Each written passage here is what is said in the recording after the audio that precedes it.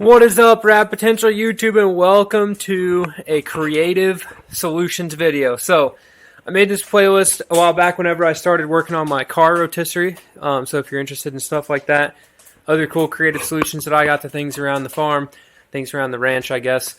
So this one, mountain bikes. I personally ride a 2010 Specialized Enduro Expert. It's red and black. Never really seen any other one the same color scheme as that. It's super awesome. It's a classic, and it's just a beast of a steed. The only issue that you got with these old bikes, right, especially Specialized, I hate this about Specialized, anyways, is that they Specialized builds their bikes around proprietary shock mounting procedures. So what that means is that you can't take a standard issue shock from some other bicycle company that's smart and makes this stuff easily interchangeable and put it on your Enduro. So I have dreamt up a way, a couple years back, to mount a universal shock to my Specialized Enduro, and I want to share that with you guys, and then now share the creative solution to me breaking how I had initially designed this. So it's kind of a good long-term design, test, design, build kind of plan sort of thing. So basically, I'm going to put you guys down. On a Specialized Enduro 2010, they have a shock yoke that looks like this and mounts in the bike. Back wheels over here, front wheels over here. I'll put some pictures of it in. The bike itself just has one pivot point, and it pivots and pushes this whole shock, compresses it upwards. Notice this design right here. Do you see any issues with how this is set up? You have one axis here, one axis here, and one axis here, and they are all parallel. So if you've ever tried to push your bicycle chain, you know that if you try to push more than 2 links in a row, it's going to fold up and compress together.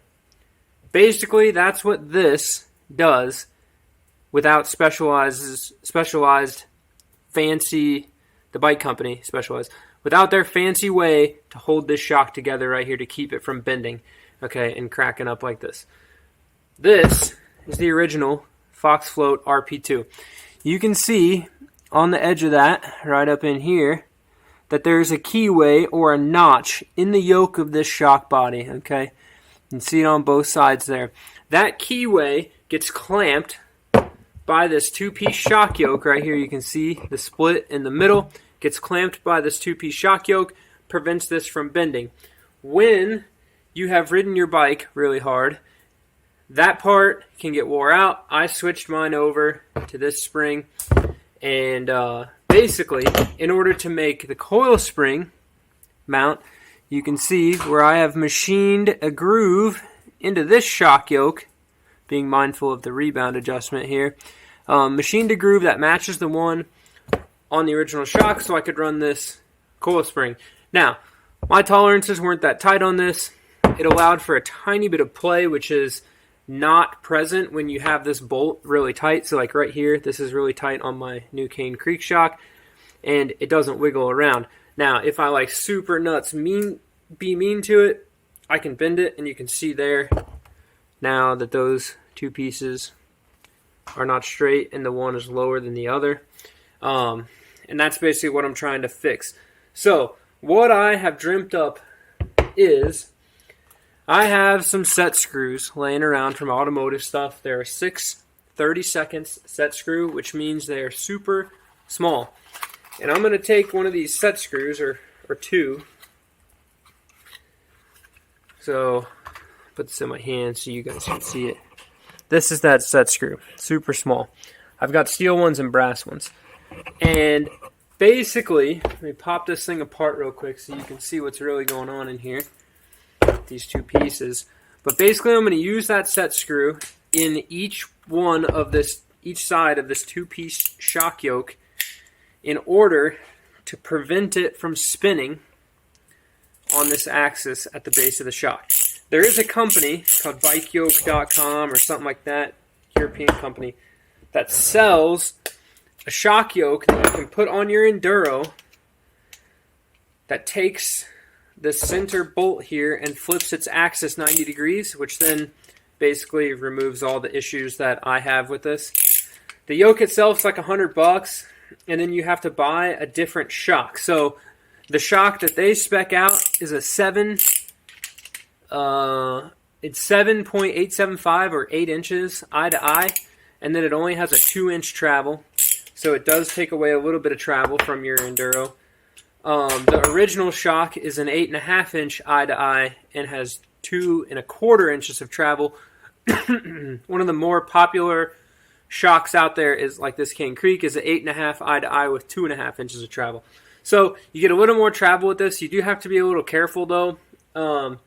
The frame is really close, so if you don't have this yoke mounted perfectly straight, the shock can compress and hit the frame whenever you like ship it off something big.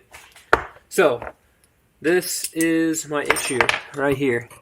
So if you look there, you can see where the black has been polished away, and basically where the black is polished away here is where this key is tore up. So you can see the key itself is no longer squared off, and this has pivoted around that, thus stripping the keyway out. And it's kind of like that on both sides.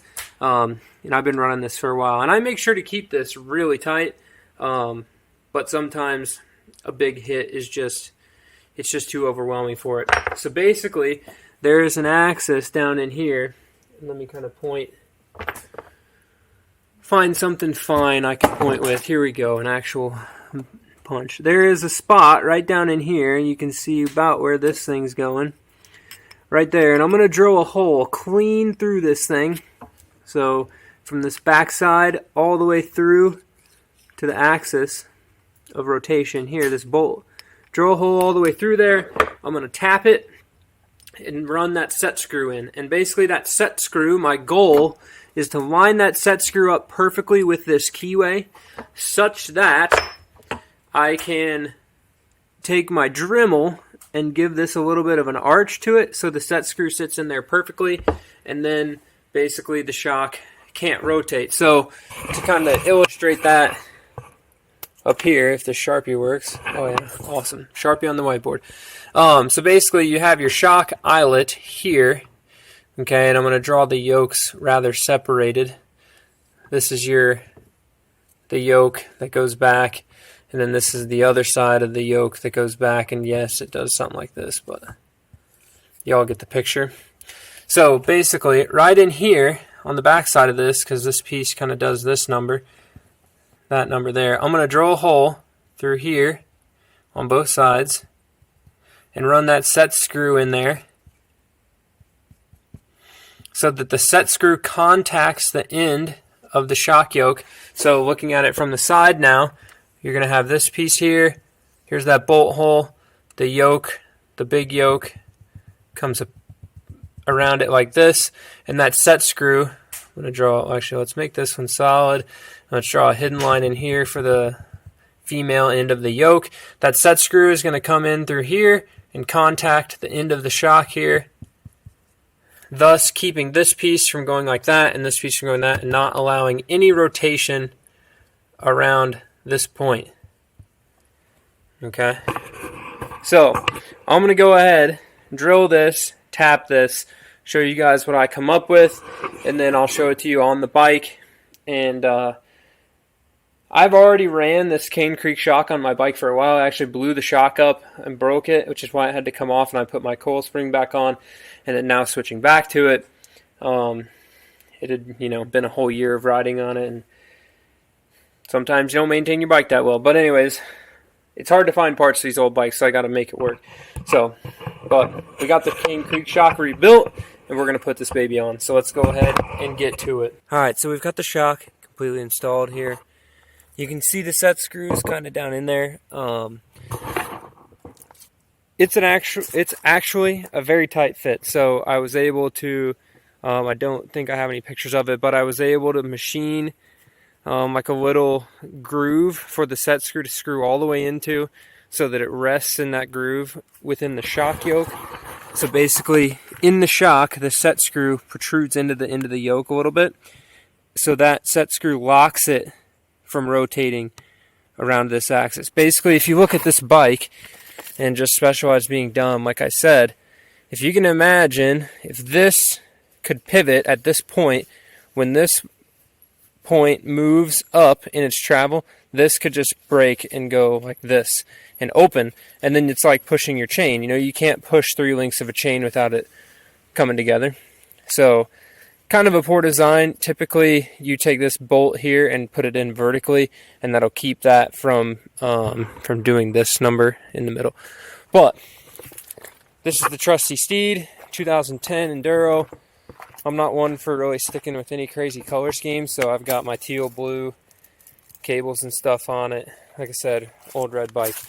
So what I'm going to go ahead and do, behind me I kind of have a couple dirt jump lines here at the house. I'm going to set the camera up and see if I can't get some reasonably good slow-mo stuff, just comparing like a couple landings with the climb switch on and with the climb switch off. My typical, just do my little evening ride and kind of dial in the pressure at the same time. So I'll pick a jump, maybe my drop, or one of the jumps down here near the end to kind of show you guys at least a consistent landing, and hopefully you guys enjoy it. I'll put in a top-down run before we get too crazy.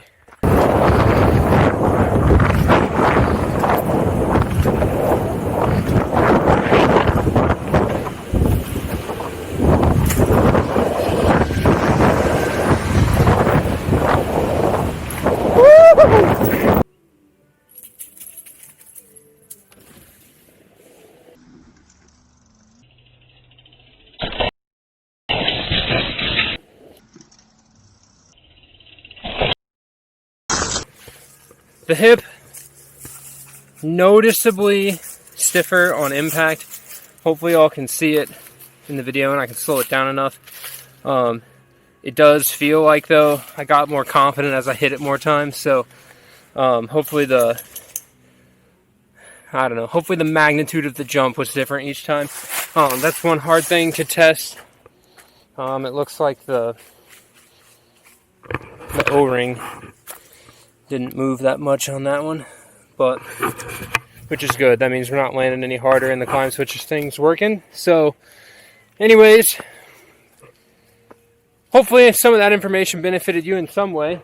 If not, just showing you how to mount a non-specialized proprietary shock to a specialized bike.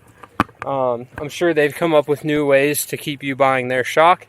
Not that I really don't like specialized bikes at all. I've had this Enduro for 5 or 6 years, but I wouldn't buy a new one just because of that. A lot of the other bike manufacturers, there's a ton of them out there now, allow a lot more versatility, part swapping, etc. than some of the specialized stuff. So because specialized is specialized.